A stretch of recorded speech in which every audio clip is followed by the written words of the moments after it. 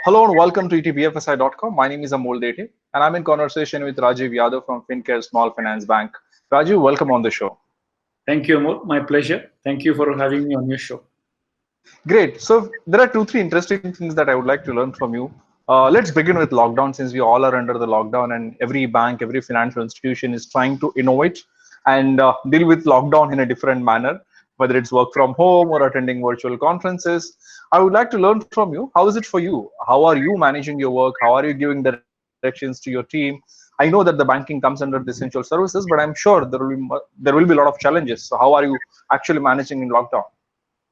So, Amol, I must say that lockdown is obviously very tough on the world, but not just on India, but globally. So, if any one of us were to comment, and the first comment that will come is, we are so shocked and surprised with the kind of issues that we are grappling with, which are once in a century kind of issues, and it's not easy on anyone, be it personally, be it professionally, be it for the billions of population which has been impacted Right. in this lockdown phase.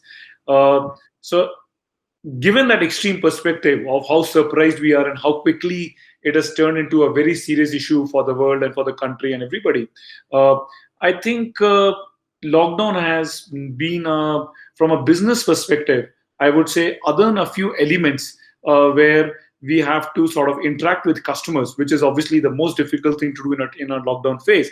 And you can assume that that interaction is almost down to zero because that was the expectation on lockdown.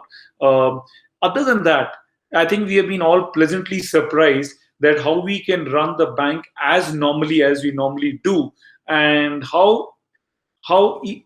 we could quickly adapt to running an operation which was lot driven by interactions in the field travels, our leadership travels, our meetings, and how easily we could adapt it to alternate ways. And I think it's not just us; it's the whole world which is adapted, and almost everybody's Right. adapted. But I think it was surprising how easily we sort of migrated. The fact that we are a reasonably high digital and high tech institution, and banks are high tech by definition, and even banks can have varied degrees of digital solutions rolled out, and we can sort of cover them later. But fundamentally, high digital involvement of the technology and how we sort of work with customers, I think has been very helpful how we have migrated into the space. So overall, I would say that other than customer interaction, which obviously couldn't be done, but a lot of the stuff which we normally do, keep the bank up and running, keep our core banking system up and running, service customers, and actually keep our ATMs up and running, mobile banking up and running. I think we've been surprised that it's been difficult. It has been scary. You don't want anybody to get infected in any way, be it sitting at home or be it managing some essential service. Because when the teams go and open branches, theoretically, you're putting them at harm's way. That what if one customer walks in and pretty potentially spreads a disease from themselves to our employees, and then it spreads further. So, but having had those kind of worries, which you have to live with when you're providing service in an essential framework, I think our worries on how to keep the bank running have been mitigated a lot much better, and it has been a relatively smooth run on a lot of those aspects. Uh, right. Very interesting. But I have a very important question here, and specifically, most of the banks are struggling with credit aspect because when you are actually dispersing a credit, it goes through a different committees, different level of, what you can say, scrutiny. And I'm seeing a lot of challenges most of the banks are facing there. So how are you dealing with it? This kind of challenges? So then let me give you a little framework. We are primarily a retail lending institution. Okay. So Yes. therefore, a lot of the credit decisions are automated credit decisions, and they're not necessarily committee-based decisions. They're rule-based engines, and either with a human element or some are fully automated also. So it's a retail lending engine that we talk about. So the good news for us is that there is a there are automated rules which work around a credit decision. But let me take a step back first. Firstly, in this phase, every credit decision, and especially a retail credit decision, see, we don't have a pipeline of customers that we are evaluating for months and we're a final stage and we can sort of approve it today. We pretty much meet a customer, do the necessary work, and we pretty much approve and disburse the loan in the next 5, 7, 10 days, 15 days. So it's a very short pipeline that you deal with. And when you sort of do a disbursal to a customer, the customer comes to your branch and does some necessary paperwork, signs a contract. So our lending process, it's a people interactive process. You have to meet the customer and for the starting of the loan, and you typically meet the customer when you disburse the loan. At least one meeting is required in the process. So it's safe to assume that the moment you cannot interact with the customers, it's not like you can do a lot of the new credit loans that you want to do. Although you can disburse some loans to your existing customers without any, but even in that, you likely want to sign some contracts, some paperwork, because you just can't, disburse a loan to somebody without their written consent, either to Right. originate the loan or to accept the loan. So just for the basic laws of the land, it's you can always move it to e-signs and everything else, but there are right ways of doing things. At least you need to meet the customer once, even for your own customers. So I would say, in this phase, that aspect of new credit decisioning of loans obviously is the one that you cannot do. In the month of April, when we had pretty much complete lockdown, you really couldn't meet customers, and you had to really. And the other variable they're dealing with in that phase is obviously the customer's businesses are deeply impacted. And when they're deeply impacted, you yourself are figuring out, as a bank, that the degree of credit risk, what will you'll have to bear, is different from what you would have estimated prior to the disruption. So in that phase, it's quite natural to just pause and also think and remodel your thinking and your risk that you're going to take. So I would say April has been a very quiet month on incremental loan disbursals. Right. Thanks, Raju. One more important thing I would like to, know from you. In fact, your perspective, going ahead. We all are obviously talking about lockdown, which is a very, very important, thing right now. But how do you see the world and specifically the banking industry, going ahead? Maybe it will be lifted very soon. It may not be lifted for a few weeks, but obviously, ultimately, it will be lifted. Economy will be on track. But slowdown will be there for sure, at least for some months or at least for few months. So how do you see the entire growth for banking industry? How do you see the economy, post lockdown?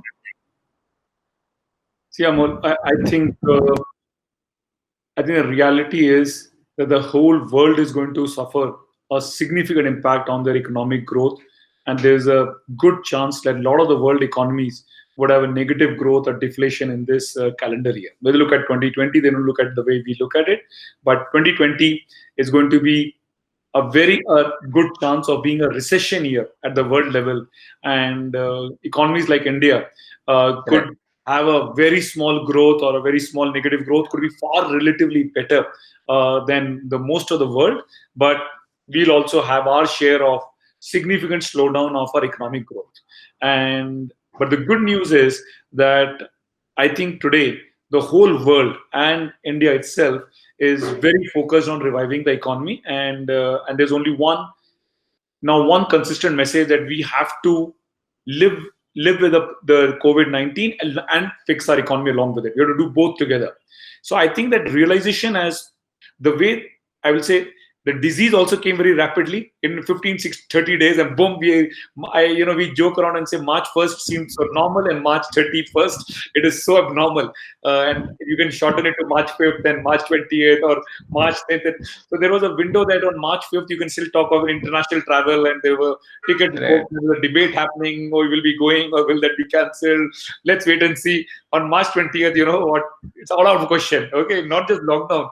It's just like Yeah, completely it gave 2x crazy. growth. Okay, even if somebody had not locked down, none of us would be on a flight, even if a flight was operating. So it took about 15, 20 days for all this mess to roll out. It was so rapid. So by the same token, I am pleasantly surprised that the realization now that we have obviously won a lot in our managing of COVID-19 and learned a lot and prepared our capacities and all the norms in the last 30, 60 days. So we're far better prepared. Having said that, the realization that the economy has to be handled with a lot of care and a lot of support, and we have seen all kind of announcements since yesterday and before. So I think now when you put this whole thing together, I think there will be a lot of focus on revival of the economy, but it will be a tough year. then it won't be shocking the world in the recession. India could be very marginally positive, very marginally negative. It's very hard to make a prediction. But fundamentally, it's going to be a tough year. So, and therefore, banking is just part of that. In the larger economy, banking is an aggregation of all industries. How all industries, be it a retail industry, be it a commercial industry, be it employees, be it the stability of the job, how it all performs rolls up into the banking balance sheet. If they all perform well, banks have a buoyant year. If a lot of them perform badly, banks will have a bad year. So, bank is an aggregation. Nobody sees banking as a red, green, yellow. It's the industries which are a red, green, yellow. And depending on the mix that you have of the red, green, yellow, you will have a smaller NPA problem or a larger NPA problem. So fundamentally, banking will have its shares of some percentage of impairment on the balance sheet. We all are progressively making provisions from our good financial year performance of FY20. I think at least Fincare Small Finance Bank had a very strong financial year in FY20. And we will, proactively look at the balance sheet strength that we have created in last year, the profit that we have created, that we're creating right now, to use that to make some special provisions, so that when in FY21 we have to bear some degree of NPAs and provisioning for that, we're able to absorb them a lot more strongly because we have had good financial performance in the previous year. So luckily for us, versus the majority of the banking system, we are having a great financial run for the last 2 years. We have been very profitable. Our returns on equity have been of the order of 20-25%. Our NPAs have been of the order of 1 to 1.1%. So when you look at core bank performance, is very strong. So when you enter FY20, you are entering with the same momentum of ROAs, ROEs, NPAs, all looking good. You don't have an opening problem. Now, the problem that you will add on top of it is a COVID-19 impact on the balance sheet, depending upon, again, the portfolio that you're holding. So if your run rate is profitable, your ability to absorb some losses, the profits itself will absorb some of the losses, and you can make some provisions from there. So I think at a banking level, I think from a previous year perspective, a lot of banks are taking general provisions, and some of the retail-focused banks which have done well are able to absorb these losses. It's very difficult to quantify the degree of NPA impact on the portfolio. There are various scenarios you can build. 1 to 3% impact, 4 to 5% impact, 6, 7, 8% impact. There are all kinds of beliefs out there. There's nothing right or wrong in that. We have to wait a month or two to play out to have a precise number. But we have to be mentally ready that we'll have some NPAs. And we should be able to, a bank like Fincare, which has a capital adequacy ratio of roughly like 23%, we are just strengthening our liquidities. We have a very strong liquidity position. We have a very strong deposit franchise right now, and we have a strong capital adequacy position. So we are keeping those things strengthened for a rainy day, for the degree of NPA impairment that comes in from COVID-19. Interesting. Since this was absolute disruption, nobody could assume about it, or nobody could factor the impact of pandemic COVID-19. And we are working from home and doing a lot of things virtually. I would like to know, what are your learnings out of pandemic COVID-19 and this entire period of lockdown? So I'm sure the same learnings will come through, but I'm just going one level higher. I think a good product diversification is helpful, because there is nothing in life that you can assume as granted as safe forever.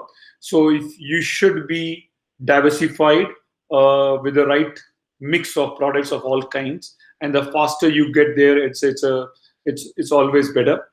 I think keeping the bank strong on capital adequacy is always a good thing. Don't work on close to regulatory limits, keep some margins.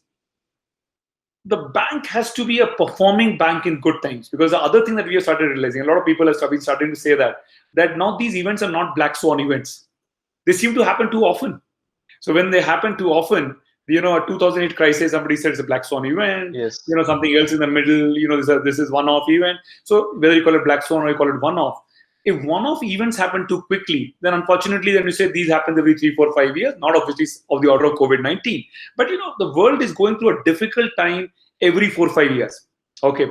Now, the moment you have that, then you need to a business model which generates enough good return to the shareholders in the 3 to 4 years. So in the fifth year, when there is an impact, it does not wipe you out completely. So you need to have strong, unique business models where your value proposition is strong, your execution is strong, your growth rates are strong. So the bank's performance in good times has to be superlative, so that you can keep the institution running even in bad times. Otherwise, a weak institution will simply collapse in bad times. One good thing that we've all learned, and we have learned it not just through this crisis, but even the earlier phase which India is going through, credit risk or underwriting is an absolute variable for the bank. You cannot run an institution where your NPAs are out of control, where the kind of loans that you are doing will come to haunt you 2 to 3 to 4 to 5 years later. You cannot lend for only good times. You have to lend with the assumption there could be bad times for the borrowers and for the economy and otherwise. So the criticality of an institution's NPA management is going to be even more exposed in such difficult times. So I think philosophically, the bank has to have strong balance sheet. I'll talk about deposits. A lot of banks are run with bulk deposits. We have learned it that you should have a fabulous strength in building retail deposits. You should have fabulous strength of not just retail deposits. You should have fabulous strength of building non-callable retail deposit. That means deposits which are locked in for their tenures to the extent that you can build in. So follow the right principles. There is no shortcut to growth. There is no shortcut to building what I call a very large deposit franchise. Build it with lot of the hard work that's required to build it in the right deposit way. Having done that, so if you've got the right balance sheet, the right diversification, the capital, the liquidity, deposits, then it boils down to saying the institution of the future. We have always said that in the past, but we didn't know how big COVID-19 will teach us a bigger lesson.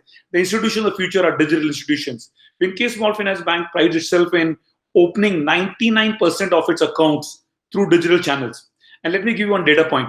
And this is a very interesting data point. When you said on the lending side, sure, Small Finance Bank, is adding right now about 2,000 customers every single day on its deposit franchise, and by no employee involvement. And we are adding roughly 50,000. And please understand, besides our microfinance customers, which are about 2.2 lakh to 2.3 lakh, we have only about 1 to 2 lakh customers who are our deposit franchise customers. And on that base, we are adding 50,000 accounts per month today on our digital channels where customers come and open an account by themselves with no employee involvement because of the investment that we have made in digital over the last 12 months. That digital investment is giving us 50,000 accounts a month, 60,000 accounts a month. Okay, and this is that's even happening in this lockdown time. In the lockdown frame, every single day we're adding 2,000 accounts per day. Okay, and with zero employee involvement. And so this is the power of digital. These are called and this is with zero employee involvement. These are all online account opening, and boom, the customer is active and they can do anything. They can activate their mobile banking, internet banking, they can transfer money in, they can do anything. So, and they can open FDs and do whatever they need to do. So fundamentally, the future is, as we've always said, that it's a cliche in some sense, but the future is digital. The banking future is digital. But when we invested in digital prior to COVID-19, we didn't know how important it will be post COVID-19. So, I think our simple realization is accelerate every project of yours and make the bank as much digital, not because of COVID-19 or anything. It is anyway the future. It is anyway the present. So you're accelerating the future and just bringing it into the present. So, and that's my simple takeaway. Beyond that, I think obviously how we work with employees, with customers will change a bit. We don't want to go back to 100% normal the way we were earlier. We don't want to have, we want to be more flexible. Work from home should be a part of our culture.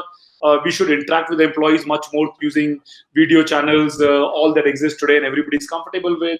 RBI has launched a video KYC, a pilot about 3 months back. We're all going to adopt a video KYC format so that we can even do video KYC with our customers and we don't have to meet them face to face. So it's going to be a fun world. I think post COVID-19, there'll be so much digitization out there. And I think it'll be a delightful world for institutions which can leverage technology. It'll be a delightful world out there. but it's going to be a very difficult ride through this world, and we have to all have to survive. As I say, if you can survive, and if you can survive reasonably well in this COVID-19 phase, you have a lot of chance of thriving after the COVID-19 phase. So in the short term, I think we have a lot of pain which is still to be played out, both medically and from an economic perspective. But if you're a strong balance sheet, if you have strong capabilities, it will play out. So it's a tough 3 to 6 months forward. I wouldn't deny that, but I think I can sense beyond that. I think there will be greater opportunities. There will be less competitive pressure on because some of the weaker players may not have survived COVID-19 phase. Smarter players will get the benefit of being smart, having invested in technology earlier. People, who are running weak risk organizations where the lending was weaker would be sort of managing that crisis which might come up on the table. So it should give a world where the higher tech players, better NPA managers, stronger balance sheet, an opportunity to look at the whole market again and say, look, I can look at a greater share than I could do pre-COVID-19. Agree with you. In fact, very, very interesting thoughts, Rajiv.